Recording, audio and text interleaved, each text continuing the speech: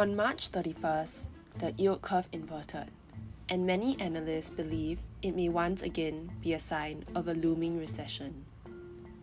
Recession fears are rising with the collapse of the spread between the 2-year and the 10-year bond yields. We've seen a key inversion, though, in one part of the Treasury curve. The yield curve inverting after the closing bell. To understand why the inverted yield curve may be a warning sign of recession, we have to know what the yield curve is all about. This is the yield curve. It is a line that plots yields or interest earned on US Treasury bills and bonds at varying maturity periods. A normal yield curve typically slopes upwards as investors demand higher interest for locking their money over longer periods of time. So, what happens when the yield curve inverts? This means that a short-term US Treasury is now paying a higher interest than a long-term US Treasury. How does it invert? Treasury bills and bonds are traded on the market daily. Hence, the yields are set by the market and fluctuate based on the demand and supply forces. The left side of the curve inverts because of the Fed, and the right side of the curve inverts because of investor sentiment. For example, an investor holds a $1,000 Treasury bond that pays $50 annual interest every year for 10 years. As yield equals to annual coupon payment over bond price, the current yield of this Treasury bond would be 5%. If benchmark interest rates were to be raised by 1%, the current Treasury bond would become unattractive to investors, and thus the demand for the Treasury bond falls and the bond price falls. If the bond price falls to $900, the current yield of the Treasury bond would increase to 5.6%. So, we can see that bond yields have an inverse relationship with bond prices. Then, how do investors influence the shape of the long-term Treasury bond curve? If investors expect a looming recession, they expect the Federal Reserve to lower benchmark interest rates to stimulate the economy out of a recession in the future. Imagine an investor invests in a 2-year Treasury bond during a looming recession. When the investor receives his investment capital as the Treasury bond matures, the investor can only reinvest his investment capital at the prevailing lower interest. Hence, they will demand longer-term Treasury bonds as a safe haven investment and avoid shorter-term Treasury bonds. Price increases and current yields decreases, resulting in the inverted yield curve. We see the yield curve inverting on 31st March this year, where the yield on 2-year US Treasury bonds exceeded the yield on 10-year Treasury bonds.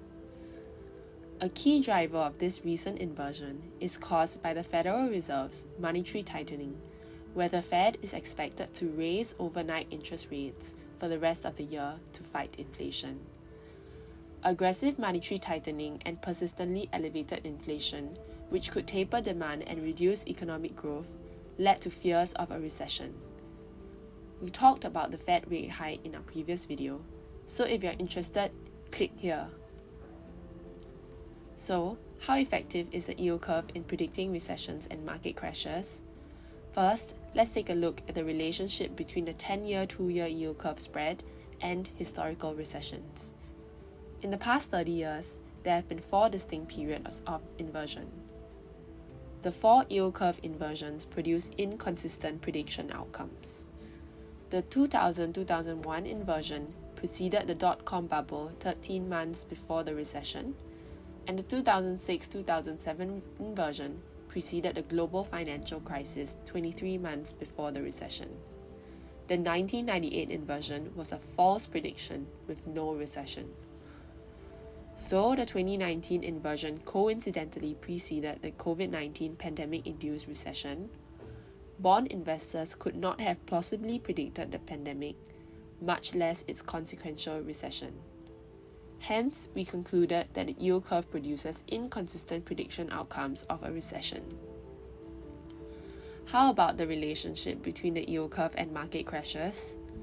Though we found a positive correlation between an inversion and market crash, not all market crashes are preceded by an yield curve inversion. Out of 7 market crashes in the past 30 years, only 4 were preceded by an yield curve inversion. Notwithstanding the yield curve's inconsistency in predicting a recession or market crash, there are also a couple things to note about the recent inversion. Firstly, the recent inversion only lasted for 5 days before reverting back to normal, whereas a normal recession is likely to have been preceded by a prolonged period of inversion. Both the 2000-2001 and 2006-2007 inversion that preceded a recession lasted for over 300 days on and off. Secondly, while the 10-year 2-year yield curve did invert in March, the 10-year 3-month yield curve shows a contrary story. In fact, the 10-year 3-month yield curve spread steepened. Lastly, broad macroeconomic data such as unprecedentedly strong labour markets with 1.9 job openings for every 1 job seeker, 10.2% year-on-year increase in 1Q wages, 4.7% year-on-year increase in 1Q consumption spending, and a 2.8% projected economic growth this year indicate that the US economy is robust enough to withstand tighter monetary conditions, and a soft landing is likely possible. A soft landing is defined as a cyclical slowdown in economic growth that avoids recession when the central bank raises interest rates to curb inflation. Hence, panic selling without the presence of weak macroeconomic data that scientifically substantiates a recession risk may cause seller remorse in selling low, buying high. If you enjoyed this video, remember to like and subscribe to our channel so that you won't miss out on our upcoming videos. Till then,